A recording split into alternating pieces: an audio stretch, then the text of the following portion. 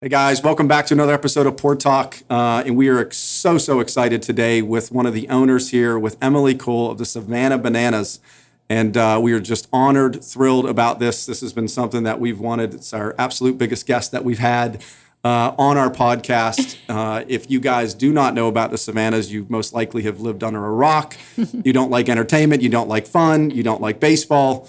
But you guys have become not only a viral sensation on, social media, on the internet, but in the baseball world. And I'm so excited to dive into it and just talk with you. So first, thank you again for having. Absolutely. Love supporting local businesses. And so anything we can do locally means a lot to us. Yeah. Well, thank you. It's, I hope that a lot of people get, some enjoyment out of this and also a better insight of how you and your husband started this amazing organization and really where you guys are planning to go. So, yeah.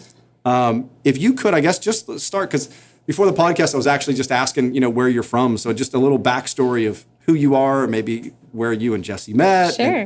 Yeah, that's the fun stuff to think about what happened way back when. So grew up in just a sports family. I've got 3 brothers, and so athletics has just always been a part of my life. Did but you of play course, sports? Yeah, I did, but not good enough to go anywhere with it, And so you're going through school and you don't realize that there are jobs out there that could be this much fun every day. And so right out of school, I got just your boring marketing job, and I hated it. I was sitting in a cube from 8 to 5 every day, a cubicle that I just, hated. It was suffocating. So I went out and I got a fun job. I got a 4 to 10 p.m. job. So that was at a baseball stadium in upstate New York. I'm from near Syracuse, near Binghamton. So I started working for the Binghamton Mets at the time. And what I found was that I hated my day job, but I loved what I got to do just for this part-time gig. Yeah. And so I started looking into it, and sure enough, you can work for a team for a full-time job. And so was fortunate enough to join Ripken Baseball. So I worked for Bill and Cal Ripken for their professional teams for a little while. And that's minor league, I'm guessing? They are, yeah. They had 3 minor league teams at the time. Okay. And so I worked for those teams and just learned a lot about the industry, just really got my feet wet. And at the time, Jesse, my husband, was working for a team in South Carolina, then moved to a team in North Carolina. And he was a very young general manager. And so he was just trying to learn from older, wiser people. And so he actually hosted a conference just to bring together a lot of the greats to learn from them himself. And my boss at Ripken went to this conference, heard Jesse speak on stage, and called me. You did not know each other? We did not know each other. She walks out of the conference, she calls me, and she said, "I just met the guy you're going to marry." No way. She did. And so that was really the first time that we were even connected. So my boss connected us professionally, and she basically just said, the reason I think you'll click is because you both care so much about the experience, so much about the fans, the things that you guys say, I've never heard anybody else say in the industry. You just have to at least bounce ideas off each other. 2 wackos that are literally thinking of this like one of the oldest sports that we're going to change the way this baseball thing works. Exactly. Yeah. She's like, you would be a great match. So we did. We just talked professionally for a few years. Yeah. I was young at the time. I was 24. I wasn't looking for a husband. I wanted to kind of make my own name in the industry. But we did talk a lot professionally. And then a few years later, we kind of re-met at a baseball conference. And that was one of those perfect movie scenes where we kind of lock eyes across the room and just reconnect after we hadn't seen each other for years. And that's really where the love story begins. But yeah, we just spent a lot of time catching up and talking still about our passions for the industry. And at that time decided to work together. And so I moved to the team he was the general manager of at the time. Okay. And that's where we really started our story together. And that was where? That was in Gastonia, North Carolina. Okay. So I had been working for a team in Vermont at the time and moved down to North Carolina. Okay. And yeah, that was in 2011. And then there's something about when you guys start working together, there's also part of the story I read somewhere that you guys had visited Savannah. Because yes. Before the Bananas, if you guys remember, when I first moved here, it was the Sand Gnats. Correct. So did you guys come visit the Sand Gnat game or something? So Savannah had professional baseball for 90 years. Yep. And when Jesse and I actually got engaged in 2014, he had this epic proposal planned out, which whoever plans a proposal in the relationship, congratulations, because it is a lot of pressure. You're welcome, Megan. But it's a lot of pressure. Yeah. And so, he went way over the top. He proposed to me in front of a sold-out crowd at one of our games in North Carolina. There, okay. Yep, on our field there. And had a surprise fireworks show, had flown in all of our family, really went over the top. It was really special. So the next weekend was the end of our season. And so I wanted to do something special for him to kind of make up for all this work he had put in all summer planning our proposal. proposal. And so I just took them on a getaway to Savannah, Georgia. And that's where our Savannah story starts. So we came to a game. It was a beautiful Saturday night in August, and there was nobody here. And it was a very weird feeling for us because we're in this majestic stadium. I mean, we are used to smaller stadiums in our history. Like, we had never been in something so historic, so beautiful. And we called the commissioner of our league that night and said, if this market ever becomes available, because something's going on here, there's nobody here, we don't know what it is, but if this market ever becomes available, well, we fell in love with Savannah this week, and we want to bring a team here. I think it's so cool because the reality is I moved here in 2010. And the thing about that, like I always told people, it's just not a sports town. I grew up, I played football all my life. And, you know, my family's a sports town from South Hills of Pittsburgh. Yeah. And I came here, I'm like, I guess, because I went from Pittsburgh to Atlanta, another big sports town. And I came here, I'm like, I guess it just is what it is. My kids won't really grow up around like the big stadiums, the sports.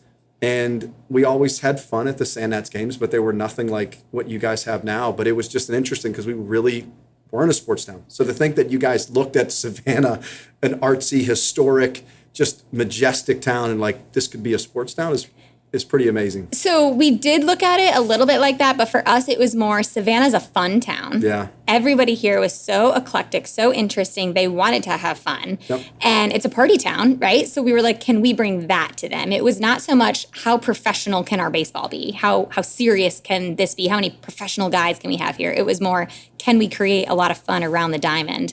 And that is what I think has worked well in Savannah.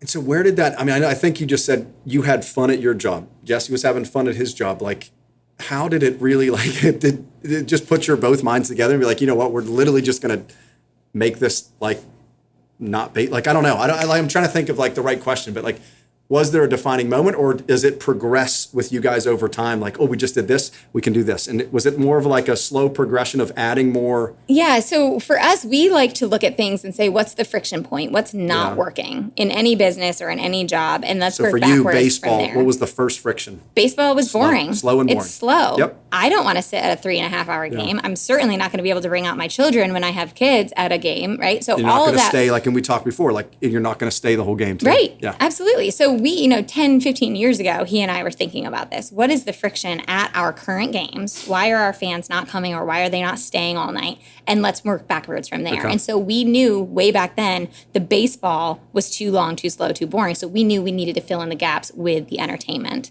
And that is what has grown. So interesting, because the one thing about, like, this is a quick little segue, but like with our Port Talks, when we bring on other local business owners, the one thing that I like to provide for our listeners is always like a carryover, right? So you found a business that's been around forever, the sport of baseball, and you looked at it and said, what's wrong? How can I redefine it? How can I make it better? Yeah.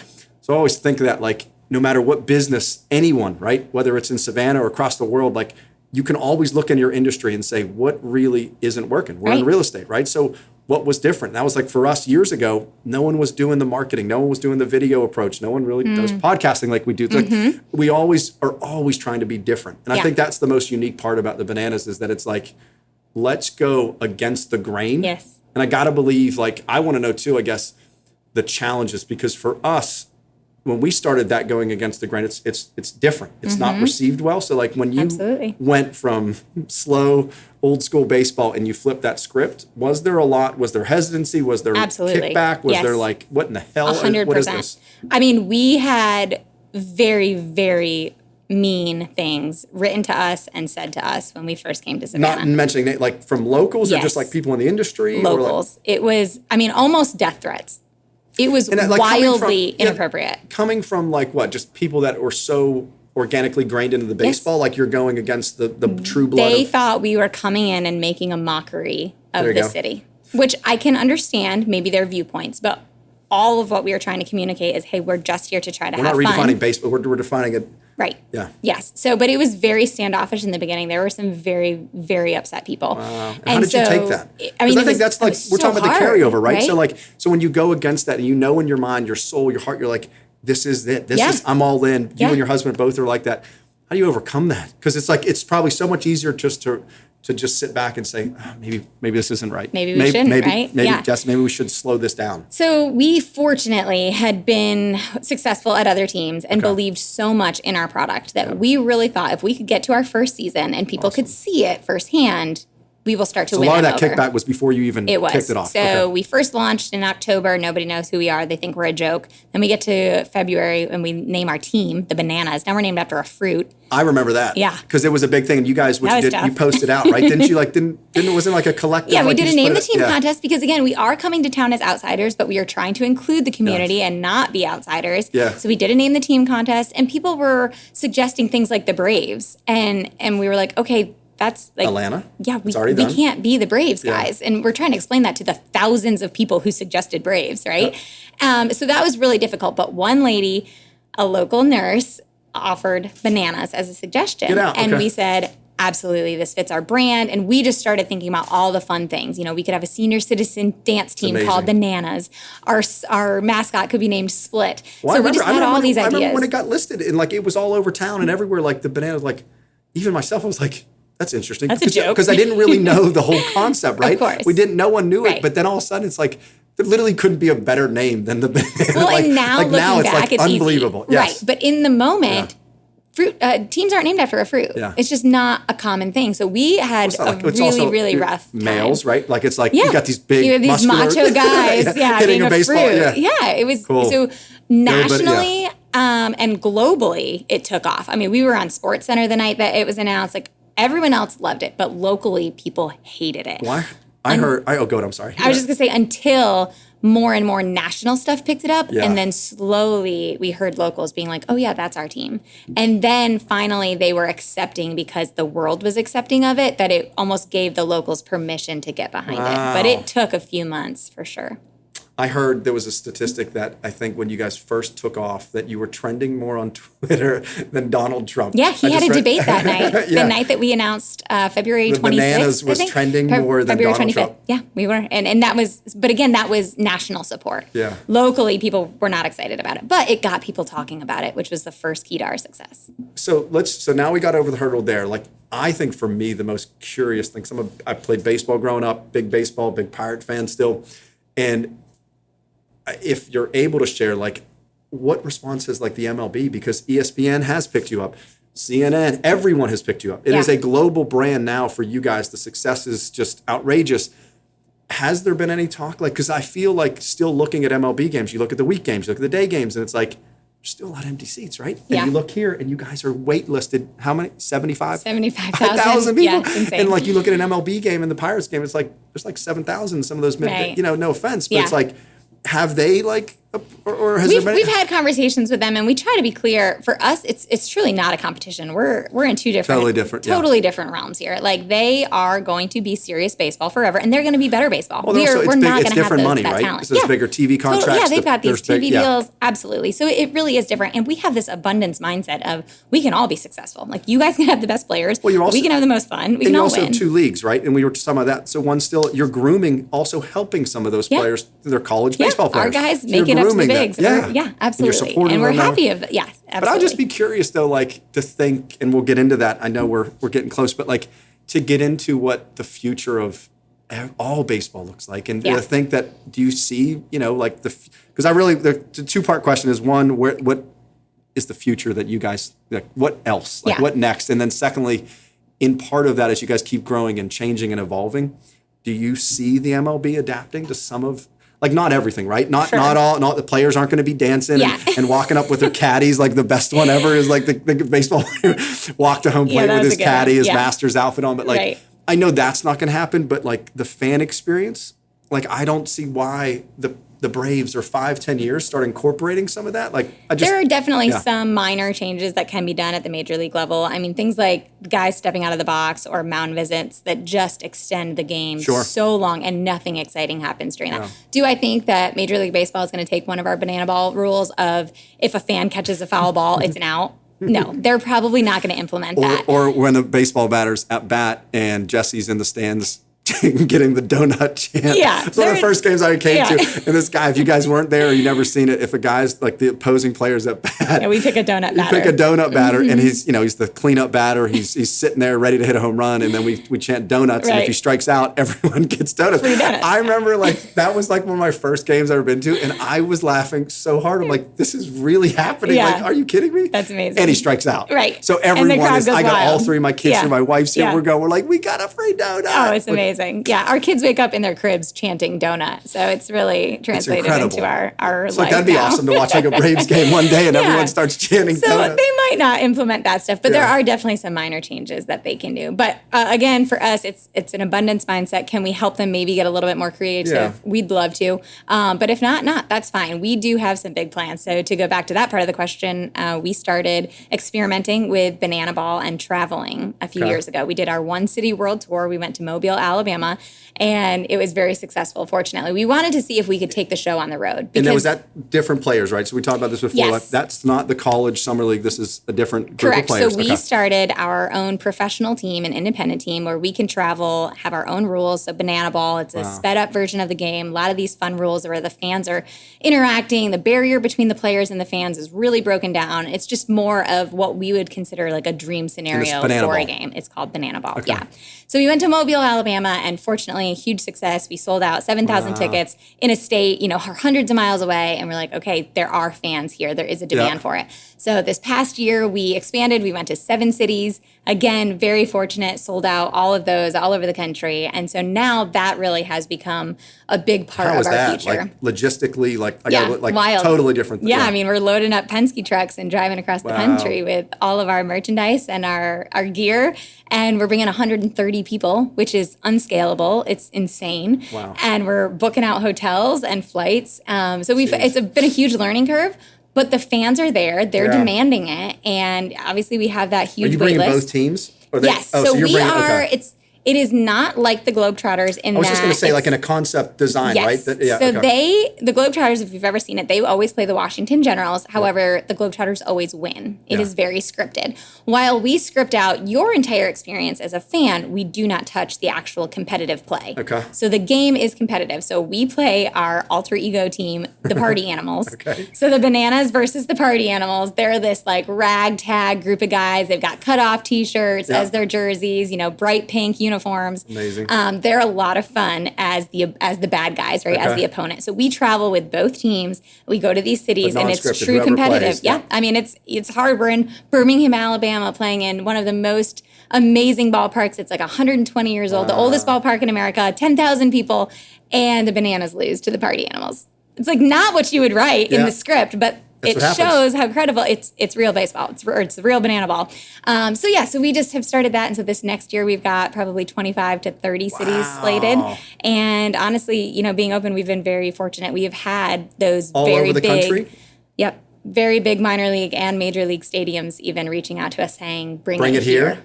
Yeah. How cool. So that is on the horizon. Now, do you guys, and then is the Bananas the only team that you and Jesse own? Yes. Okay. So we did have a previous team in North Carolina, but as this grew and as our family grew, we needed to hone in on it. Yeah. Yeah, bring in our focus. It seems like it was so the right call. It. Now you got 2 different leagues, and now you got the travel. Yeah. Yeah. So we are all in on Bananas. Amazing. Yeah. So I'm trying to think if there was anything else. I don't know. I mean, what else? I think we talked about that. We talked about the growth, where you see it going. I think the culture is probably something that we haven't touched on, and that is a little bit unique for most sporting teams. Yeah. A lot of our staff have been here since we launched in 2015, and just the culture that we have. I was mentioning to you before we went on, the orientations that people go through. I mean, we're fortunate now that people know about us from TikTok or whatever, so they know what they're getting into. But the wait list for working here, the wait list for playing here, it's in the thousands. Wow. And these people are watching the videos, they're seeing what the culture is, they're seeing what it's all about. And so it's different from any other recruiting or job interview because people are wanting to work. They're coming in with just this passion and this excitement. And so we have to be very selective in how we bring them in, but we have to make sure that they're the right fit and that they're going to be fans first, because as crazy and as fun as it all is, the name of our company is Fans First. And so at the root of it, they have to be these really great people that are going to high five and give autographs for hours. And it's just a special place. I just think that once again, I always try to have like that little carryover, right? So your biggest thing is the success of your business is putting your fans first. And Yes. it's like so many things, like in so many businesses, like for my or any other business out there, if you're a business owner, entrepreneur, it's like, how do you become successful and how do you follow the banana way? It's like putting your clients first, right? Yeah. Well, It's such a cool, like, even just more than that, to stay focused on it every day, right? absolutely. Yeah. I mean, it's in all of our meetings and all of our decisions, is this fans first? Wow. It's a very simple concept. Our part-time employees who have been here for 8 hours can say, is this fans first? Do I go get them another French fry And if after it's they not, drop their it's- French fry? Or if it Yes. changes, if it's not fan first, it's off. Right. Yeah. Absolutely. It's very easy for us to make decisions. It's not about the money. It's not, you don't need to go get approval from a manager. We don't even have titles here that have the word manager in it because we don't think people want to be managed. They want to be led. But it's very inspiring to just say, is it fans first? Yes or no? And that's how you make your decision. Kind of wrapping it up, I was going to say is one more thing, just for someone that hasn't been to a game, has been trying to get a ticket.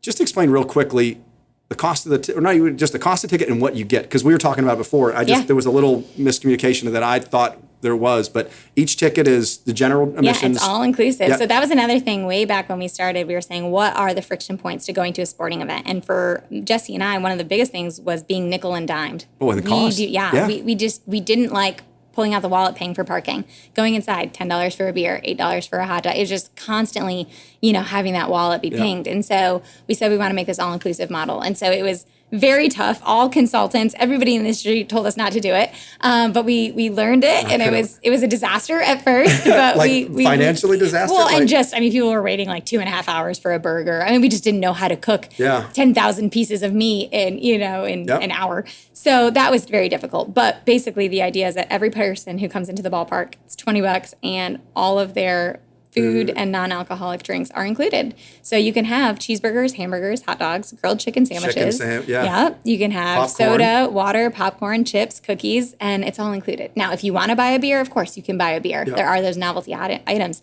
But the idea is that you come in, it's free parking. We take care of all of your taxes. So your $20 ticket is a $20 ticket. There are no taxes. There are no convenience fees, which are not convenient at all. We don't add any of that on. If you buy merchandise online, it is just the price of the t-shirt. There's no shipping costs.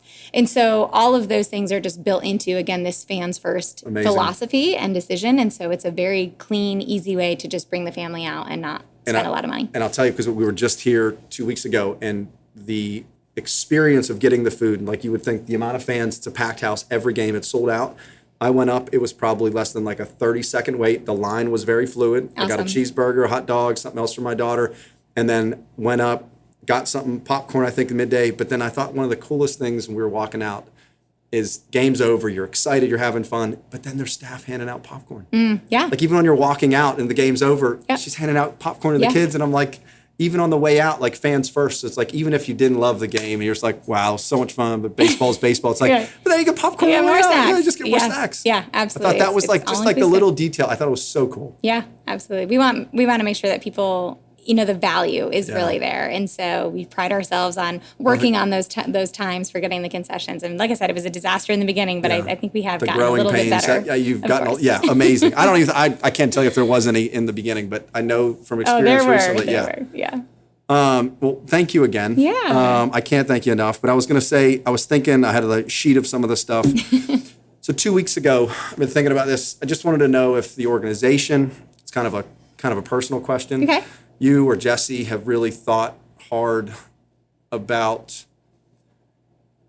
me catching 6 bananas in my pants 2 weeks ago. I don't see anything that happens on the field. So I just wondered. Were you out there? They said I was the first person to ever catch 6 for 6. Did you Yeah, really? it was 2 weeks. Well, congratulations. You should be in the Hall of Fame. Well, I just you need a plaque. Hey, you're the owner. I'm just saying. He had mentioned I was the only 6 for 6 banana catcher in his pants. So. We'll get something made. It can go right up next to your diploma in your office, right? Diploma and then listen, bananas. I'm not asking for anything. I just was curious. I never get to see. I work on all the operations, so I don't get to see the fun stuff that happens on the field. But congratulations. Thank you. That's a big deal. It was a big moment in my life, honestly. Absolutely. You never should had lead 6 bananas. Like a resume with that. I should. Well, everyone kept asking me after the game. One, I didn't know they were real bananas, by the way. It probably hurt. It didn't hurt. It was just very mushy. Catching 6 bananas when they hit you in the chest. On your body. Go right down. I had 6 mushy bananas, but it was all worth it. Okay, good. Yeah. Good. I just want to make sure that, that we know about that. Yeah. Now the see world if the knows. organization is still talking. Yeah. I know CNN's probably going to call you later on today. I'll let them know. Yeah. If they ever need a professional banana catcher. The best banana catcher. I'll keep it. But honestly, thank you again. Oh, Congratulations thank to you. you and Jesse on the Thank success. you. Yeah. My family, my children, like I'm so glad that you guys came because we weren't a sports town. You've made it a sports town, an exciting place to come. Yeah. And I'm personally thankful. I know the town of Savannah is thankful. So Well, we're happy to be here. And, Yeah. and that is one thing that I always want to make sure people know. Even though we are traveling, Savannah will always be home. Yeah. And so we will I was always gonna say, have yeah, the don't games forget. here. Don't go too Absolutely. far. No, absolutely. We will always play here. And this place is special to us. Cool. So. Well, thank you again, Emily. Yeah, Absolutely. thank you. Thank and thanks you. for the bananas. And guys, come check it out. Follow them on Instagram, Facebook. TikTok's the newest thing. and TikTok well, it's not right new now? anymore, but Yeah, is that a lot of your stuff? I Yeah. don't have a TikTok, but there you go. apparently we're doing Check very them on well TikTok, on TikTok too. All right. Well, cool. Well, thanks, guys. We'll see you on the next episode.